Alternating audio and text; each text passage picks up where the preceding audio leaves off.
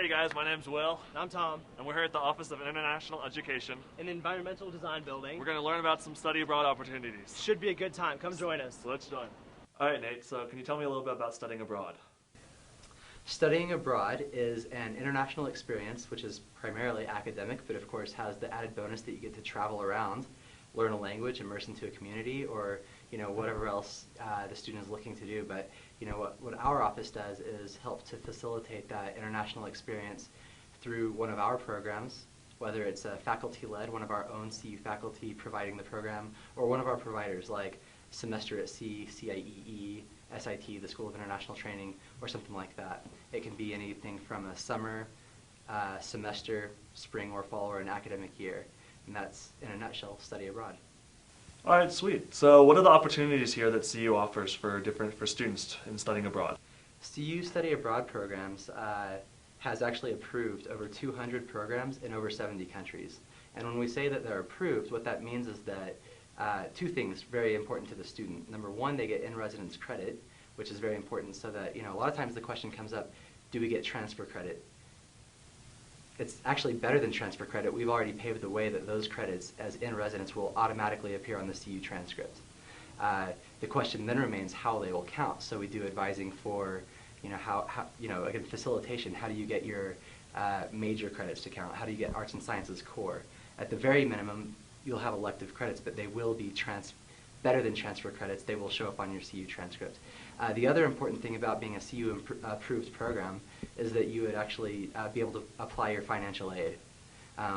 So in essence, what we're doing through our office is making sure that you, as a CU student, remain a CU student just elsewhere, but you continue to receive the services of a CU student. So Nate, what would be the process for applying to study abroad? Sure.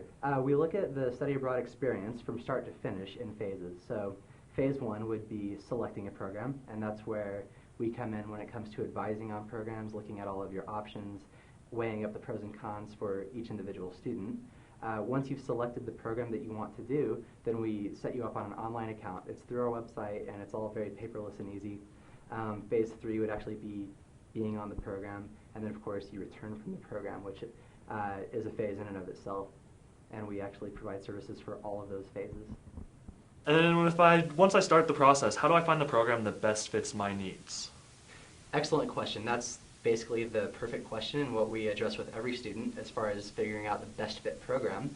Obviously, every student has different priorities, goals for study abroad, becoming proficient in a language or immersing in becoming a part of the social fabric of any given place, finding a place where they can get credits for their major, or just something that they can afford. So generally it'll be some combination of all of those and finding the best of all of those worlds, and that would be the best fit for a student. But sometimes it's very easy to select the program. This is the program that gives me the credits that I need for my major.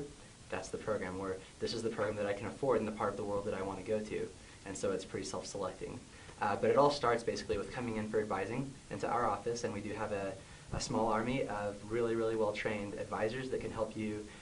They know the basics and quite a bit more than the basics for all the programs.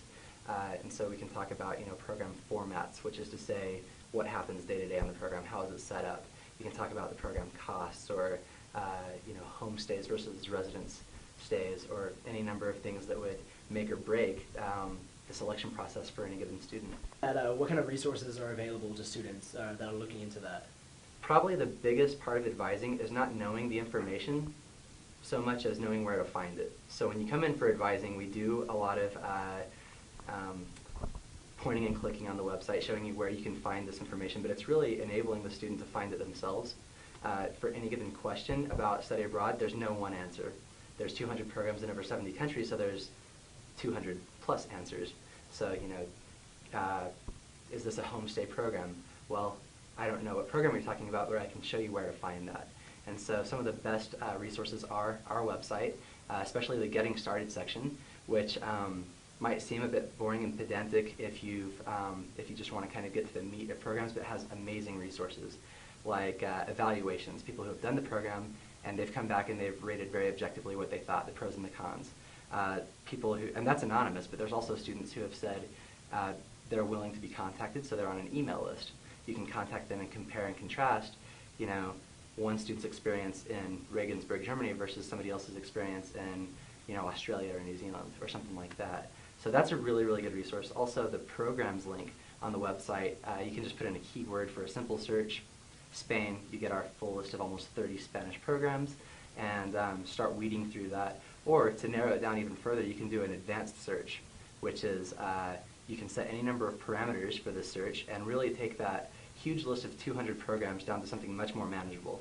If you set the type of subjects that you want to take within a price range, within a certain part of the world, or even a city, very specifically, it's going to ideally narrow that list down to maybe 2, 3, 6, 8 programs, and then you've got a very manageable list to choose from.